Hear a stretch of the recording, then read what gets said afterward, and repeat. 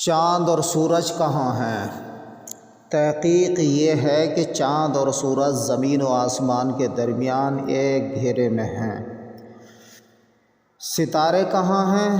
زمین و آسمان کے درمیان نورانی زنجیروں میں لٹکی ہوئی قندیلوں کے اندر ہیں، اور یہ زنجیریں فرشتوں کے ہاتھوں میں ہیں۔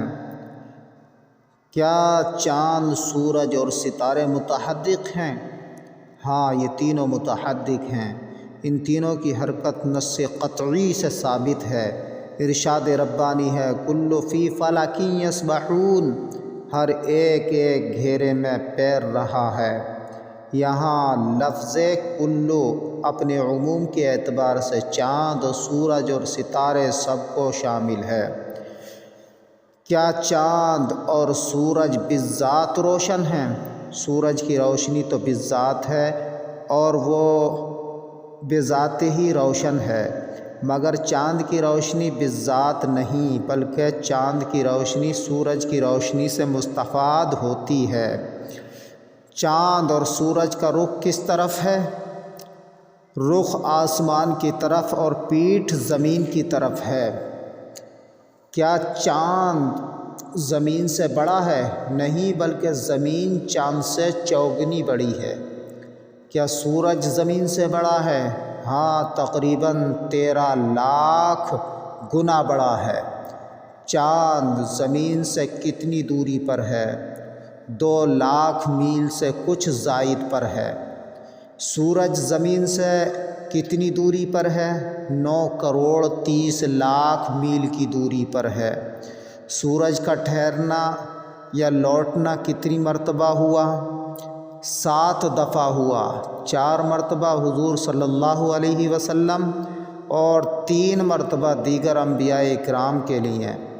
نمبر 1، حضرت سلیمان علیہ السلام کے لیے، جب آپ جہاد کے لیے گھوڑوں کا معائنہ فرما رہے تھے کہ سورج غروب ہو گیا اور نماز عصر قضا ہو گئی، تو آپ نے دعا کی، سورج لوٹ آیا، پھر آپ نے نماز عصر ادا کی۔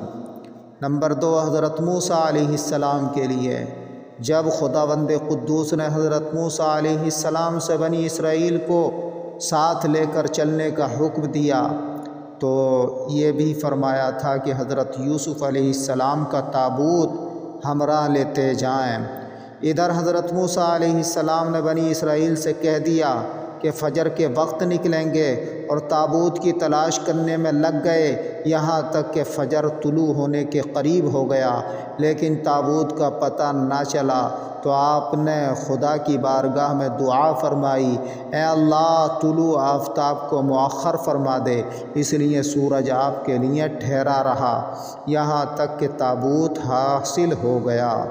نمبر 3، حضرت یوشع بن نون کے لیے، جب آپ بیت المقدس کے محاذ پر قوم جبارین سے جہاد فرما رہے تھے، جمعہ کا دن تھا، ابھی جنگ فتح ہونے میں تاخیر تھی، یہاں تک کہ سورج ڈوبنے لگا۔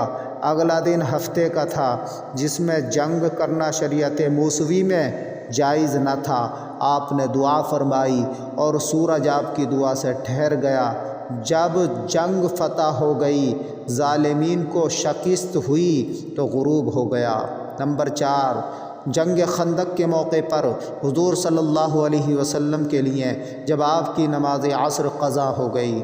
نمبر 5، حضرت جابر رضی اللہ تعالیٰ عنہ سے روایت ہے، حضور صلی اللہ علیہ وسلم نے ایک بار سورج کو حکم دیا تو تھوڑی دیر تک ٹھہرا رہا۔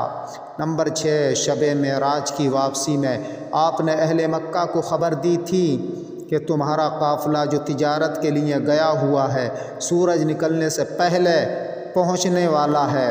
حسن اتفاق کے قافلہ پہنچنے میں تاخیر ہو گئی اور سورج نکلنے ہی والا تھا کہ آپ نے دعا فرمائی اور سورج ٹھہر گیا۔ نمبر 7، منزل صحبہ پر حضرت علی کے لیے، آپ کے حکم سے سورج لوٹ آیا۔